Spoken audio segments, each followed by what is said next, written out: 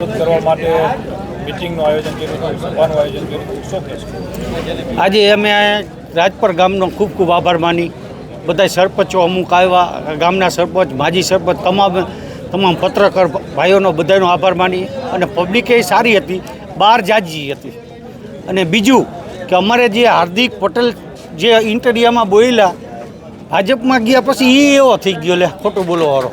અમને 400% દઈએ તો અમારે ક્યાં કાંઈ કરવું છે? અને તારનો વીમો અને મેં માગ્યો છે અને એ એમ કે અમને 400% અમને દઈ દઈએ છે તો અમે ક્યાં? અમારે કોઈ આમાં રાજકારણી નથી કોઈ, અને અમારે ક્યાંય ઊભું નથી રહેવાનું. અમે હમ ખાઈને કહી એ એમ કહેતો હતો કે આ તેમાં હલવી છે. એટલે અમે કોઈ રાજકારણ માટે નથી, કોઈ માટે, ફક્ત અમે ખેડૂત માટે લડી અને ખેડૂત માટે લડવાના. અને સરકારને જેટલી રેલ પાડીને બાકી હોય ને એક બે તો પાડી દઈએ. એટલે અમે હવે બીવાના નથી, જે કરવું એ કરી લઈએ, બાકી અમે લડવાના છીએ. અને અમે થાંભલાઈ માનતાય નથી. હવે અમે 2-3 ઠેકાણે અમે તાર જોયા, અમારા જે સભ્ય જ બધા ગયા હતા.